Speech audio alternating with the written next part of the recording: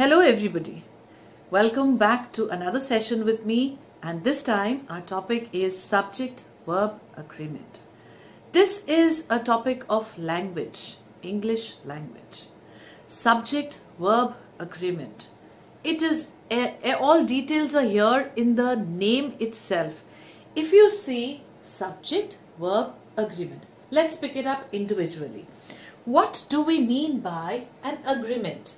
What exactly is the concept of an agreement? Well, agreement means to be in contrast with somebody, to make a contact with something, or to be a match with something. Let's say making a match, a contract.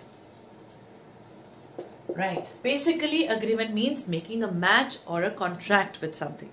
Now, if you see the other two words in this on this topic here, that is subject and verb. So it is very, very obvious that there has to be a match between the subject of a sentence and the verb of a sentence.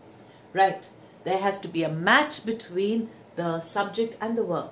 What has to be seen first? Well, as this says, the subject first, the matter of the subject has to be seen first in a sentence, and accordingly the verb has to adjust itself or match itself along with the subject.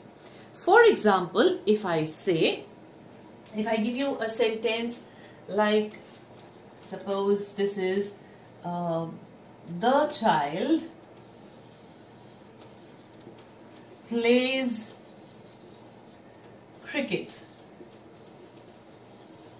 Now, we see the subject here first. Which is the subject? The child is our subject. The main doer of a sentence is the subject here. And what is the verb here? This. Plays is the verb. And cricket, we don't need the noun here right now. So let's just stress more on our subject and the verb. This verb has to adjust itself as per the subject. That is the basic rule of subject-verb agreement. Once again, the verb has to adjust itself or match itself with the subject in a sentence. Right? Now, there are certain rules which have to be followed to come up with different ways of matching. There can be different kinds of subjects. There can be different ways in which we need to put up a sentence. So that differs as per different rules. Let's pick up the rules one by one. We have around 11 to 12 rules. Let's pick them up one by one. The first rule, rule number 1. Let's see what rule number 1 has to say. I'm going to give you the rules straight away with the help of an example so that the concept of the rule is very, very clear to you. The first rule, as I just discussed a sentence with you, if your subject is singular, the verb is also singular. Let's see, let me put it in this way. This is your subject area and this is your verb area. If your subject is singular, your verb is also in singular form. Right. If your subject is plural, it's obvious your verb will also be plural form. Simple. Whatever it is this side, the same thing goes that side because they have to match. It cannot be singular and plural there and plural and singular there. They have to match. They have to agree to each other. Right? So if it is a singular verb, a subject, then it's a singular verb here. Similarly, if it's a plural verb, plural subject, it's a plural verb. That's the way it goes. Rule number 1 says, if it is a singular form of a subject, then the singular form of the verb. Now, something very tricky. English is not always very straight. There are some tricks, ups and downs, certain things that we need to remember. A plural verb, a singular verb does not have an, a singular verb has an S in it. In the end, a verb it can have, whereas a plural one does not have an S in it. For example, the sentence that I picked up, The child. What had I written? Plays. The child plays cricket. That was the sentence here that I picked up. Now if you see the child, this child is singular. So this verb is singular. You see, verb in the singular form has an S in it. Now my next sentence says the children. Now you know this is plural. There are many of them. The children play cricket. Right? So subject, the children, that's in plural form here, and this is without an S here. There is no S. That's our this is our verb here, right? So our subject and verb agree with each other. If you see, singular form and singular form of verb has an S in it, whereas a plural form of in this verb, a plural form of the verb will not have an S in it. The S is not here, but the S is right here. It is there. Make that concept very clear.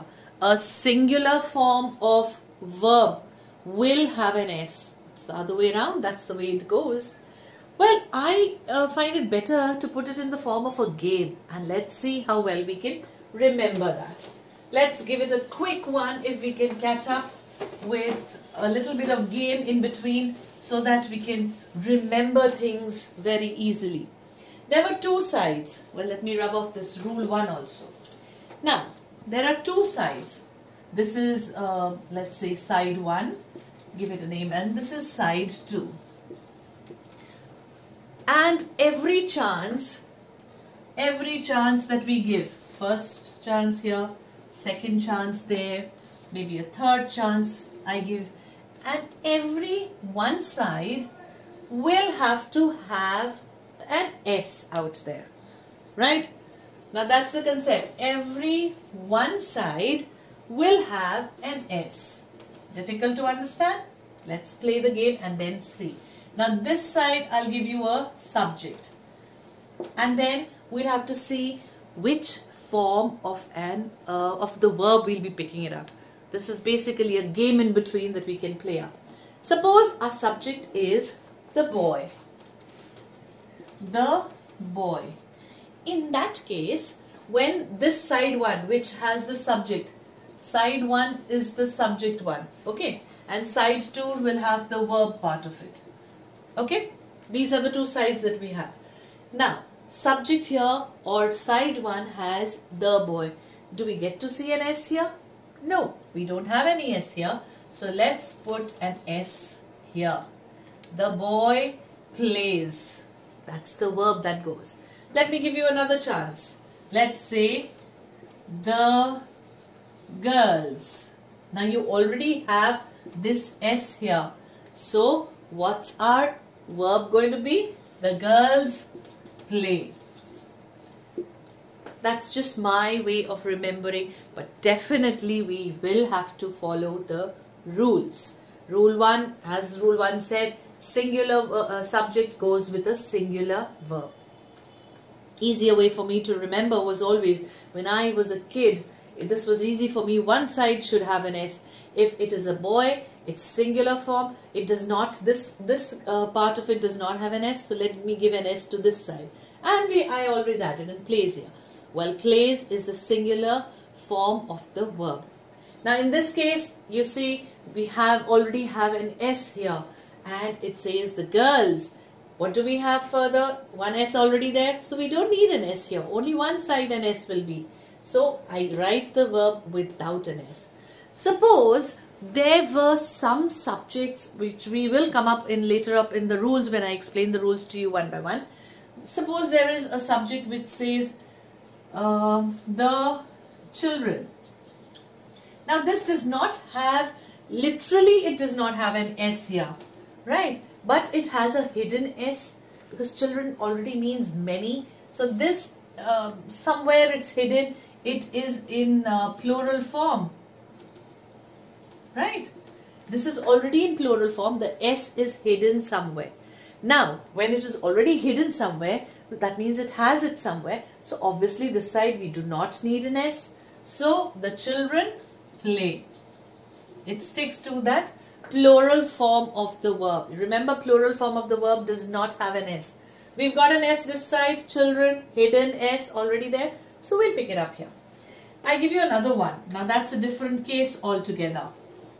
Suppose we have, let's say, the army. Now this is a collective noun. But army, when we are talking about the army, we are talking about one army, right? Since it's a collective noun, but one, right? That means this is a singular part. It does not have an S. Let's have an S there. The army, and then we add an S, plays. We have to have an S one place. Remember my game? One S has to be there. Since army is a collective noun and we are talking about only one, so obviously there is no hidden S here. So obviously we pick up an verb with an S there. But at times, okay, let me just rub this part off. We need a helping verb. Now this side wants just a helping verb, not the verb. The boy is or has. These are the words, verbs, helping verbs which we will be needing. Girls, we already have many girls, so the girls are, girls have. These plural form of the verbs, helping verbs are going to be picked up. The children, many, are. The children have. The army, single, is, has. What if I talk about I? Suppose I talk about I, because it's single, so it should be with single. Well, actually, I is always very naughty, you know. Naughty in the sense, I disagrees with certain things. Especially in English, I does not agree with some certain specific ones. So, what is it going to be? I do or does? Which one is it going to be? I do not listen to it. I does not listen is wrong. So the correct one is I do. As per rules, single should go with a singular form of verb, which is does. But I does not listen to anybody. I is a little very naughty kind of, this character is I. So it goes with do. I do not, right? I do. I does is going to be wrong. Now you at the same time are naughty. If I am naughty, then you too are naughty. So you also disagree. But you do not. Again, you goes with do. Now you can be taken for single or for many. For example, if I'm talking about just one specific person and I talk, I am doing this, are you going to do it? So talk about one person. But then there are many of them, all my friends together. And are you coming with me? Are you all coming with me? We're talking about all of them. So you can be referred to both the cases, but you goes with only do. Right? Okay. Now let's come back to our rules again, so that individually all this that I've put up in the game form becomes very, very clear to all of you. Now, in case, the first case that I was talking about, rule number one says, if there is a phrase and that phrase is beginning with of, O-F. Suppose, let me put it up in the rule form, an example form, so it becomes very easy for you. And let's say this is again rule 1 which I was specifying. The bouquet of yellow roses, whatever the further sentence goes, like the bouquet of yellow roses has a good fragrance, has a good fragrance. It means it has a lovely smell. Well, now what exactly are we talking about? We are talking about a collective noun here. a bouquet of.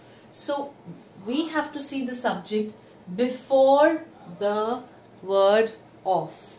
Suppose we have another one, a bouquet of yellow roses. Let's say when we're talking about a collective noun, it goes off, we see the subject only, right? Since here we're talking about one, we've picked up has here. We're talking about a singular form of verb, right? So rule 1 says a subject will come before a phrase beginning with of. Beginning with of. This is the key rule for understanding subjects.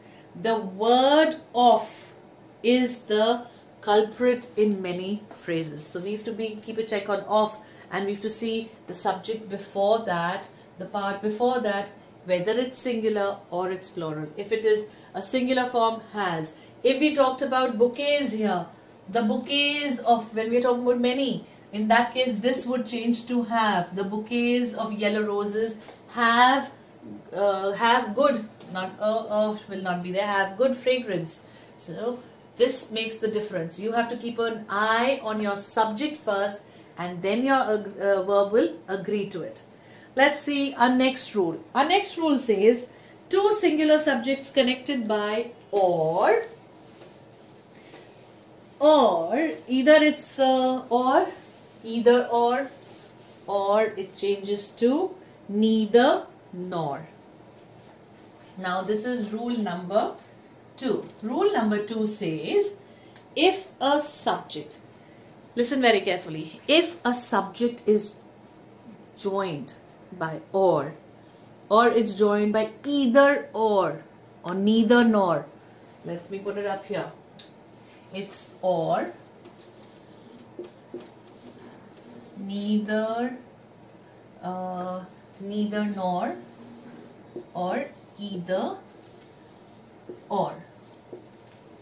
If we have these words, in that case the first subject that is taken as one, any one. Suppose I say, I'll just pick up two different names. Suppose I say Priya or Swati. Now we've picked up this one or this one, any one. What is it going to be? Has or have? Have gone to the zoo. Okay, they've gone to visit the zoo. Any one person has gone. It's either Priya or it is Swati who's gone. Both have not gone together, right? It's only because it's joined with or. That means this says any one person is gone. So if we have the subject, we have two people here. But or, this is the word joining it, which is telling us that it was either this one or that one. Either or. Either Swati or, either Priya or Swati has gone. Single form of the verb we are going to pick up. I hope that's going to be very clear to you. If two subjects are joined with or they are joined with neither nor, neither Priya nor Swati is going to the zoo. Either Priya or Swati is going to the zoo. It's going to be taken as a single one. That's because just one person is going, right? Okay. Coming further to yet another rule, rule number 3. The verb either or, neither nor sentence agrees with the noun or pronoun closer to it. Now, just what I said, since we pick up or, neither nor, either or as one subject, any one of them. Now, let's see what rule 3 has to say. Suppose my sentence was either, let's say either Surbhi or her parents. Now we have to see what is it going to be, is or are. Coming today. Coming today. Suppose this is my sentence. right? Either Surbhi or her parents is or are coming today. Now, what are we talking about? Just like rule number 2, I just said, when we have or, we have either or neither nor, we are talking about one, right? Now, this is one part that we are talking about, or this is another part that we are talking about. Keep an eye on Surbhi and keep an eye on her parents, right? What do you see? Surbhi is one. Surbhi is one. And here, what is it here? Many parents. We're talking about more than one. So 1 plus. I'm just writing 1 plus for a plural form. Now this is singular form. This is a plural form. Because this is Surbhi is one person and her parents, again, there are of course 2. So it's more than one. It's a plural form. Now, the verb which comes has to check on the one closer to it. In the first case, what were we doing? We had said that Priya or Surbhi, either Priya or Surbhi, both were one. Surbhi was also one, Priya was also one. But in this case, what do we have? We have Surbhi one, but this side, her parents are plural. So we are going to pick up R this side. Right? Now let's see. Let me put her parents this side and let me put Surbhi that side. And then see what the fun is all about. Suppose I say either Surbhi's parents. Now you see this or she. Now this is again what you need to see. Is are coming today. Coming today. Now these people are coming over to my place. Now this second sentence, what's it going to be? Surbhi's parents. We have more than one here, right? In the first case. And this side she, it's just one person. Either Surbhi's parents or she. Now which one are we going to pick up? The one closer to this, we have to see that one first. And that says it is one. So in case that is one, this is the one that we are going to pick up. I hope I'm going to be very, very clear with this concept. And that happens with neither nor also. You have to check the one just before the verb. Which one is it? And then accordingly, you are going to put in, you are going to choose your correct verb. Got it? Now, either Surbhi or her parents. Let me change the helping verb into a verb. Directly a verb. And see what the sentence is. Either Surbhi or her parents. Let's say play or plays. Same case here. Play or plays. Let's say they'll be playing Ludo. That's a nice game which has come on our mobiles also, and people are quite frequent with that. Anyways, now we have to check this, right? This is the closest one that we need to check before the verb. We have to see which verb has to be put in. So what do? We pick in parents, plural form. So plural verb. Which is the plural? Remember my game. We have an S here. We'll pick up the one without the S. This is the one that we need. We already have an S here. We'll pick up the one without the S. This case, she, one, no S. So let's pick up the one with an S. That's the one that we need.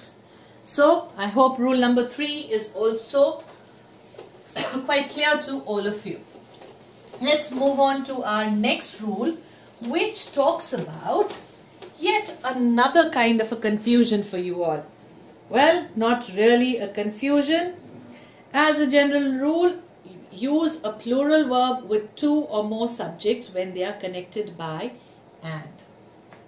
Now, it's very simple. When we have one subject, one verb. If we have many subjects, we need the plural form of the verb. Rule number, let's say 4. Okay, this one said, let me give you 2 people here now. Initially we had joined them with an or. This time we will join them with an and. Surbhi and Priya. Now let me put this helping verb for you. Is or are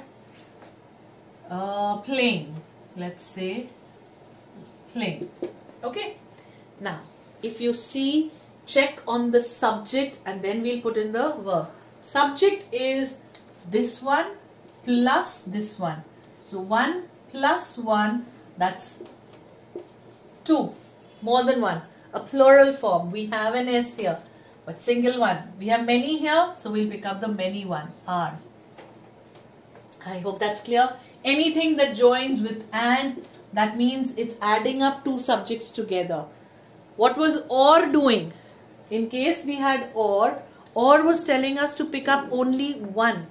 But and is telling us to pick up both. So when you have both subjects, you have more than one subject, you're going to take more than one the verb.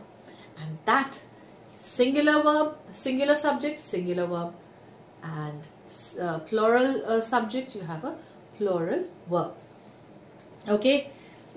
At times there are certain exceptions here.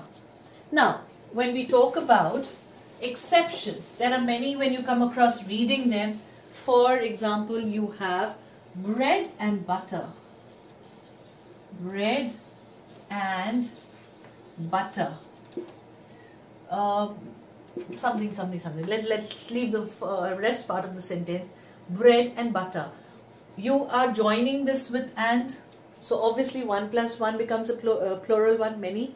But in this case, since you never eat bread without butter, when you never have rice without your lentils, you have them with both together, right? So bread and butter, they're always taken, that concept is always taken as one. This is one subject, though it is joined with and, yet is helping verb is going to be used, and this is taken as a singular subject. So a singular form of the verb will be picked up. Okay, now moving on to our next rule, and our next rule is again a little tricky, or let's say it's a little bit of fun at the same time. You have to look into certain words. Certain words like as well as, along with, together. These are a few words that have to be looked into. As well as, along with, together. Now, what am I talking about? Well, these are certain words which make two subjects as one. Let's see it in the form of a sentence and see how we can add up. The captain, as well as his team. Oh, now let's see which one is do we need to pick, has or have. Won the game. Won the game. Now see very carefully. Captain is one subject here, right? His team is yet another subject there. And we are joining these two subjects with as well as. See it very carefully. It can either be joined with as well as, or it can be joined with along with, or it can also be joined with together. Now, when this is joined with these kinds of words, as well as, along with, together, then in spite of two different subjects, this is taken as one whole subject, as one. As well as makes it one subject. So if it is a one subject, we need a singular subject, we need a singular verb there, which is has. I hope I'm very clear. In spite of this, this can be many also, but still, it's not the case of either or, neither nor. Here the case is with when it's words like as well as is joined, this subject is taken as one. For example, if I give you the captain as well as his players, In that case also it's going to be as here, right? Okay, so rule number 5 should also be very, very clear to you. Once again, when words like as well as, together, along with, when they are joining two subjects, it's taken as one subject itself. Moving on to our next rule, beginning with here or there. Now, another rule here which says beginning with, this is rule number 6, beginning with here or there. You have to be very careful. Suppose I give you a sentence, there is a huge mountain. There is a huge mountain. Now, I'll give you another sentence. See that also. There are many hurdles. Right? Now, both the sentences begin with there. Now, this is not the subject that we need to see.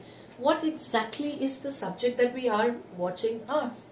We are watching a huge mountain. What are we watching here? Many hurdles. Now, a huge mountain, one. So, if it is one, that is why we picked up is. Here, many hurdles, more than one. That's why we picked up are. So when it is a case of here or there, it could begin with here is a huge mountain, here are many hurdles. When we use words like here and there, the verb that we need to see, the subject follows after that. So we have to see exactly what the subject is talking about, singular or plural. After there, the verb which comes depends on the subject which is there following it, right? Now let's talk about rule number 7. Let's see what rule number 7 tells us all about. Rule number 7 is a little different one. It talks about period of time. It talks about a period or sum of money, and it talks about distances. Well, let's see how rule number 7 goes. Let me just tell you the things once again. We talk about distance, sum of money, and a period of time. So we have distance, we have sum of money, and period of time. Period of time. You must be wondering, what is all this about? Well, when we talk about any distance, for example, let's say 3 miles is too far to walk. 3 miles is too far to walk. We are talking about 3 miles, right? See this very carefully. Talking about 3 miles. Then, in spite of being a plural one, there are many, there are more than one, there are 3 miles. But when we are to what exactly is this? We are talking about distance. So when we talk about distance, it is a singular verb that we pick up. Similarly, when we talk about sum of money, for example, let's say $10. $10 is a huge amount. Let's not complete further. It's a huge amount for that little thing. $10. Again, what are we talking about? Dollars. We have a plural one here. But this entire thing, this is the sum of money that we are talking about. The sum of money. In that case, it's again, we are going to pick up a singular verb, a singular form of the verb there. Now let's talk about period of time. Let's say 5 years. Again, we are talking about many, if you see. 5 years is a long period. 5 years, we are talking about Again, many, plural. But in spite of that, this entire thing is taken as one period of time. It's taken as a singular form of the verb. So you have to be very careful when we are talking about distance, sum of money, or a period of time. In that case, it's a singular form of the verb which is taken. Well, I hope that's very clear with you all. Let's talk about the next one and see what we have further for that. When we talk about a lot of things, right, we are talking about many things there. A lot is something when a number of things are being talked about. For example, a lot of pie has disappeared. This is rule number 8, I presume. Sentence is, a lot of pie, let's say, has been eaten. Right? Now, yet another sentence.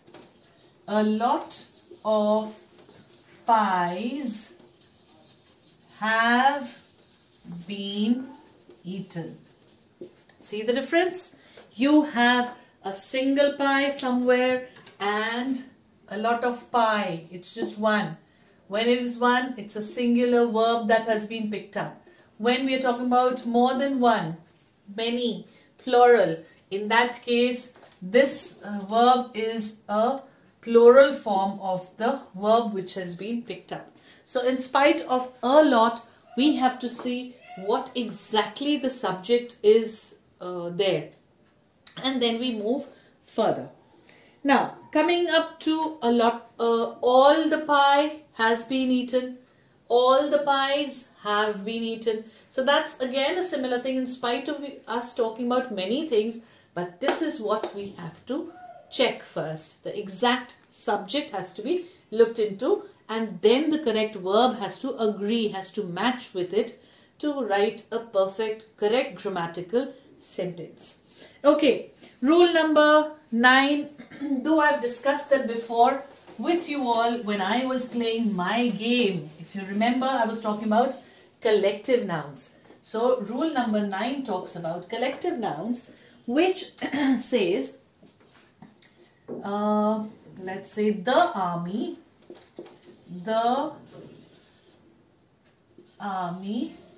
fought, the army has fought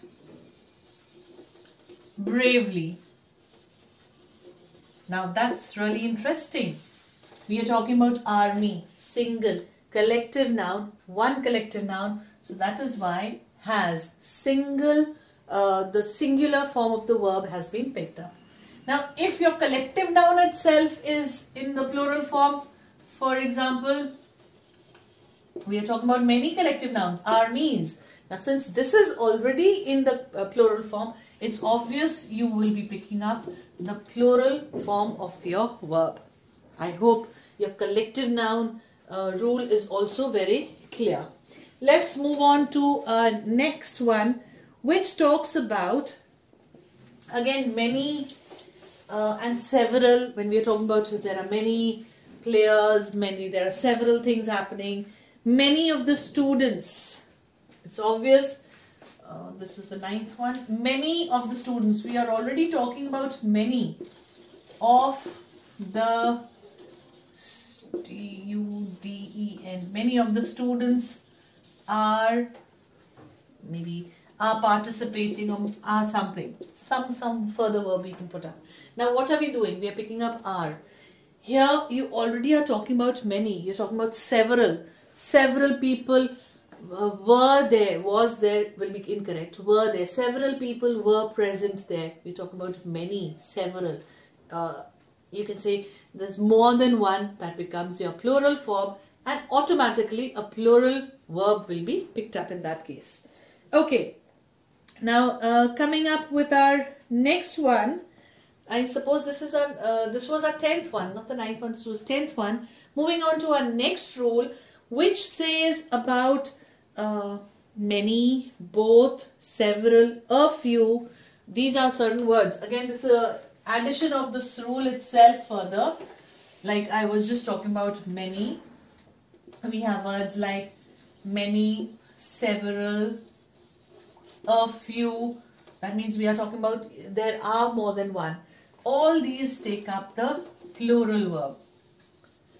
I hope that's very, very clear to you all. They take up the plural verb, right? Because we're talking about many here. So obviously the verb which is in the plural form is picked up in this case. Okay, coming up to our last one. When we talk about each and every, when we are talking about each and every, in that case, what is it that we need to look into? See, what do these words say? Each and every means we are talking about every individual, everyone, all of them, not as a whole, but each and every. In that case, every one boy, each boy is naughty. Each boy of the class is naughty. In that case, we pick up the singular form of the verb. See, for example, each boy is, or are, which one will we pick? Is, let's say, let's not pick up the word naughty, and instead let's pick up smart. Okay, now let's see which is the one. When we are talking about every single one, right? It's this one that we need to talk about. You have words like everybody. We are talking about every. That means we are talking about one. E-V-E-R-Y. Everyone are coming home, is coming home. Well, we are talking about one. Everyone. Someone, somebody, one person that we are talking about, right? So someone has knocked the door, not have, has knocked the door. Well, these were certain rules that we generally follow for a subject to agree with its verb, to match with its verb, so that things become very, very easy for us.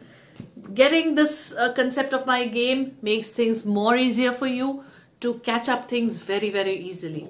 Well, I hope after viewing this video, after understanding the things here in this video, you people will be better at writing your matters related to grammar. You will have less, or in fact no, grammatical errors in such cases where your subject needs to agree with its verb. That's all for this session. Thank you.